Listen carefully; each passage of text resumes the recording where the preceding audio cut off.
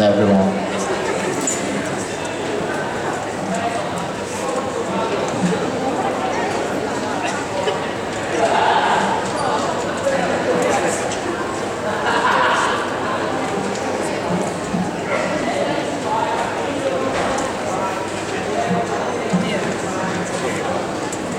So sorry for the delay everyone. So I'm Yas, I'm one of the SHU Fest organisers, and next to me is Sam. I'm also one of the SHU Fest organisers. So what have we got today, Sam, on our schedule? We've got some poetry up next by the winners of the Universe competition. Then next we've got Jessica after that, and she'll be singing at City for now, and then I'll be, as a true superstar, she'll be going to Collegiate straight after. Yeah, and Jessica, she's won lots of awards for her singing in the West End. Fantastic. And then we've got further singing by Ellie Clift, the No-Band drummers are coming as well, some further singing with Marianne, and then we'll be ending off with a Viennese dance. Also on my left-hand side here, we've got a bake sale for one of the history societies there. So if you want a quick bite, go there as well as our catering facilities at the back. So next on. We've also got an exciting selfie competition, so take a picture of yourself at any of the SHU Fest events and post them to Facebook and Twitter and use the hashtag SHU Fest. I think we should take a selfie now, shouldn't we, Sam? Yeah, did you know Yat's got his own hashtag? Hashtag Yatto. Oh my god, it's up to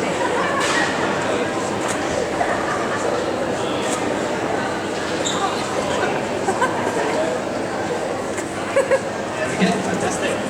Awesome, so could you please welcome the poetry readers onto the stage, thank you.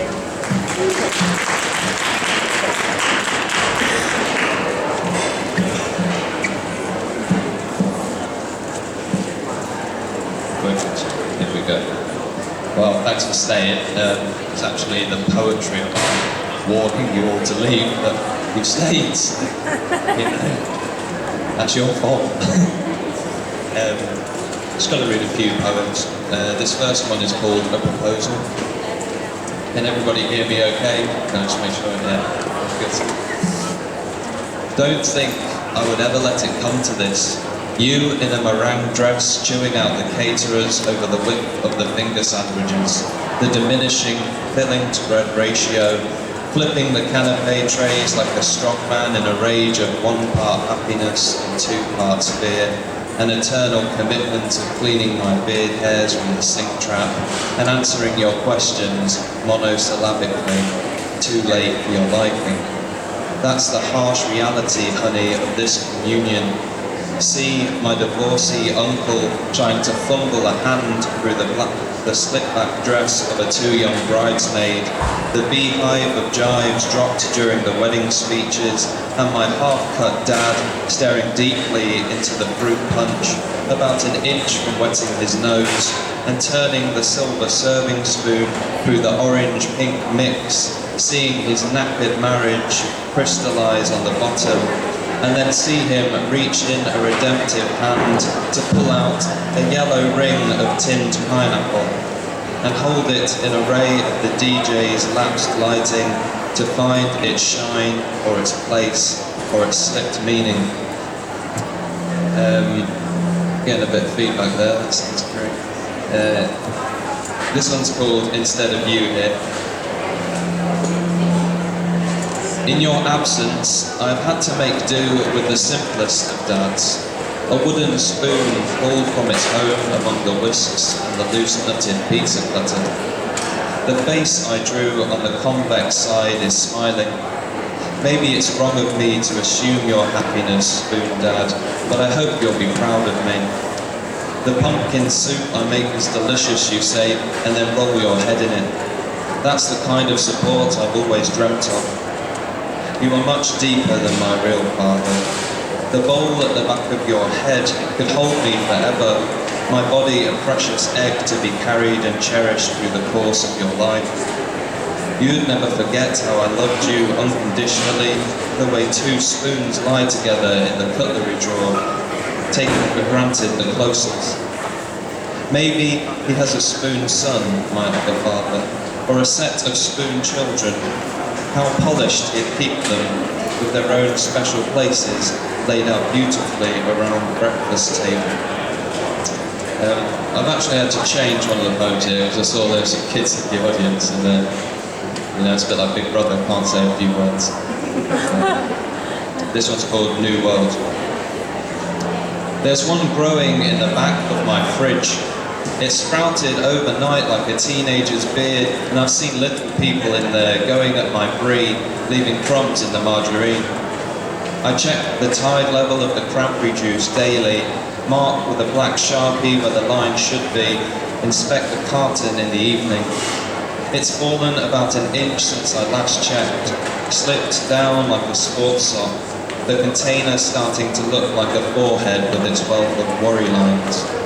We're already below the ocean of ocean spray, and I can't see it stopping. Their new world is building.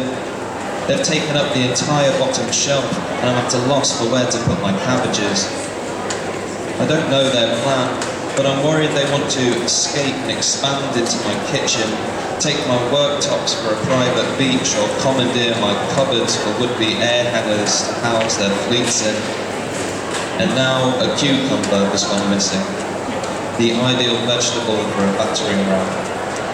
I've cranked the temperature dial to 6, hoping it'll bring on an ice age, then I'll find them fossilised days later in the probiotic yogurts. I stay up nights, crouched by the fridge, the near-Arctic wind drafting through the slit. I try to catch them when the light's off, their little fires burning.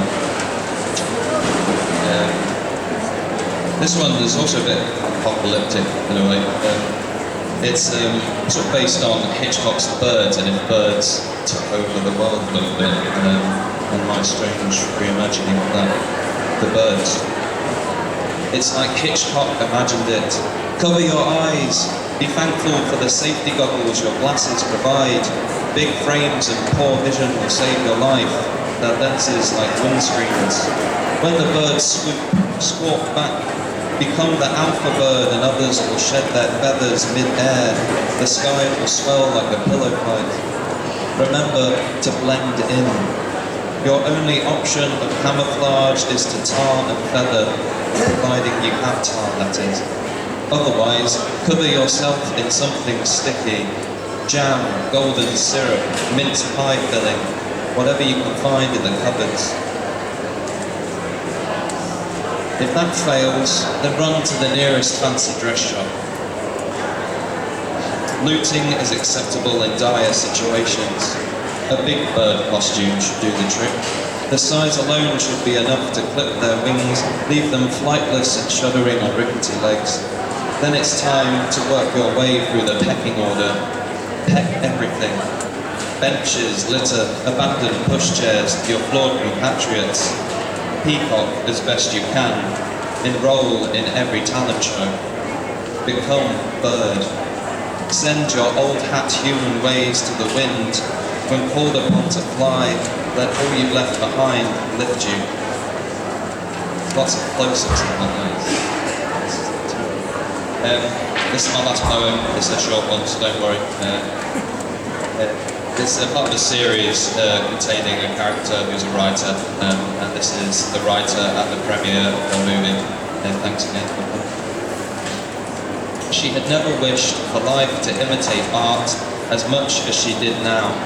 Watching the woman she could have been kiss the mouth of the man cast so perfectly he might have been him in another life. As the actor removes his shirt and whispers the words she gave him, she wishes for popcorn, something sweet to busy her hands. Cheers.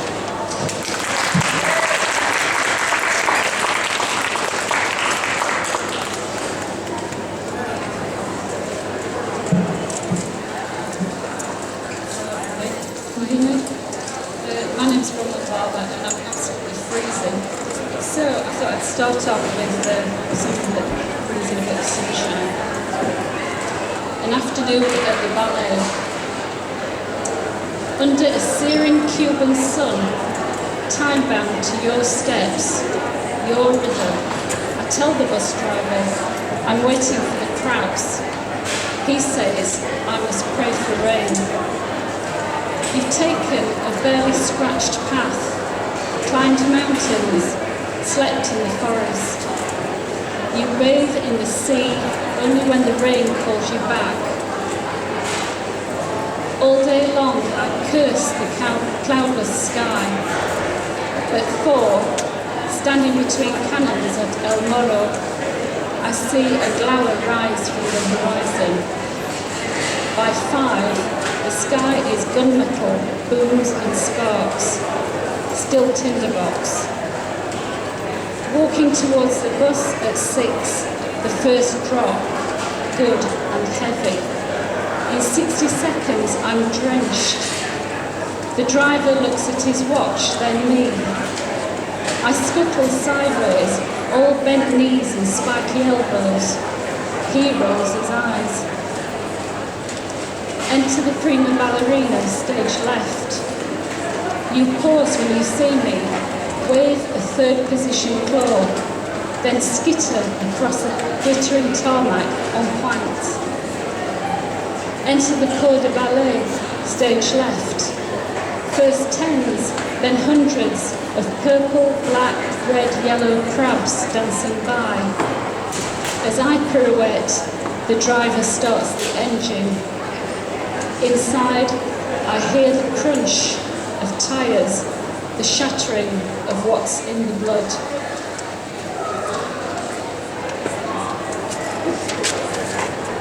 So these poems I'm going to read to you go a bit of a conflict thing going on somewhere over there. This one's called Perfect. Celebrate me. Tiny fingers, tiny toes, everything in its place as it should be. Pierce me. I will reflect sunbeams from my ears, nose and lips. Tattoo me. I will be a canvas for images of the age. Wax me. I will be smooth as a porcelain doll. Cut me. I will be denied the part that makes me woman. Bind me. I will creep on lotuses wrapped in silk to hide the stench. Then I will be perfect.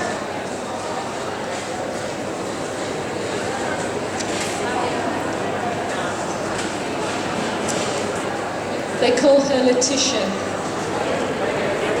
but she looks like Wesley, the boy who made vroom vroom noises for a toy car and shot at tin cans with an air rifle.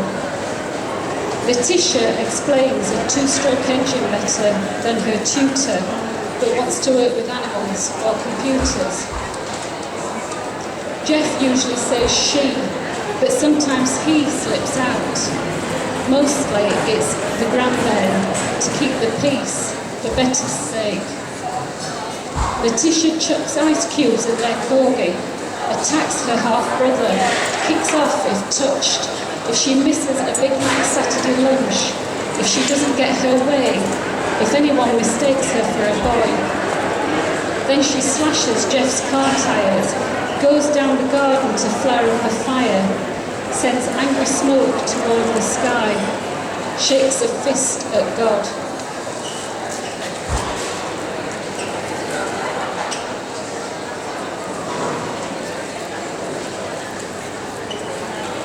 There's a bit of a local theme to my poems from now on. This one's called Cowboy Dreams. One hand holding reins, the other resting on her blue jeans thigh, or dipping the brim of her 10-gallon hat.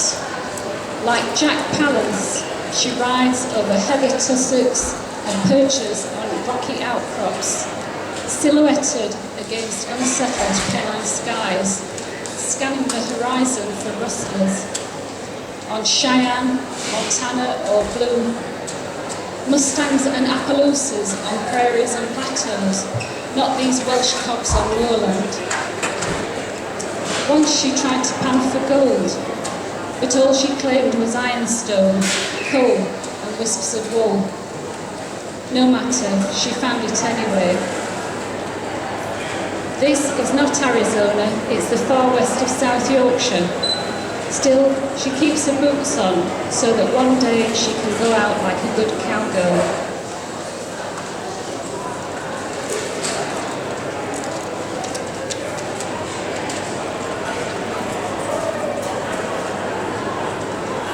This one's about a neighbour of mine. It's called The Ashes. At the funeral of a man I didn't know, I learned that he once lived where I live, one of 10 in a house, now just big enough for 2. That he worked a drift mine with his father, that he never worked further than he could walk from home, that he was the best cricketer this village ever had, a record of 3 runs for 8 wickets, still standing after 50 years, marked by a faded photo on the club's wall of glory. In the end, he was better known for shouting at kids making noise after 6. I learned that once his wife died, it was the dogs that kept him going. And that's when I would see him walking those growling mutts across the cricket pitch, pissing off the players with their slippery taint, disregarding the threats of fines and warnings of toxicariasis.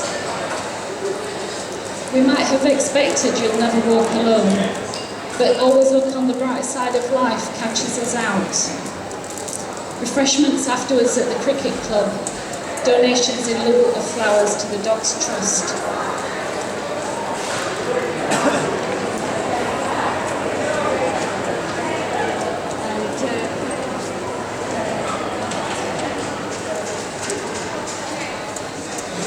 I'll just end with this one, which is about the anniversary of the Great War. It's called Iron Harvests. Dormant in the earth, they lie about their purpose.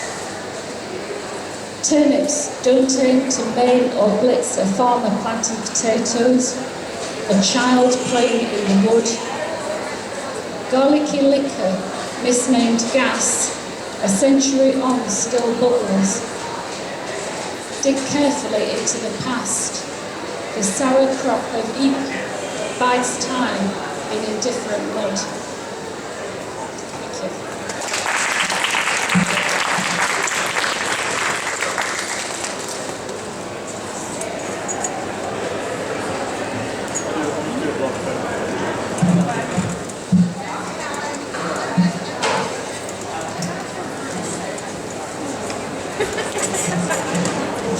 So a big thank you to the poetry readers. We're just going to test the sound now because we've got a singing performance by Jessica Goodison.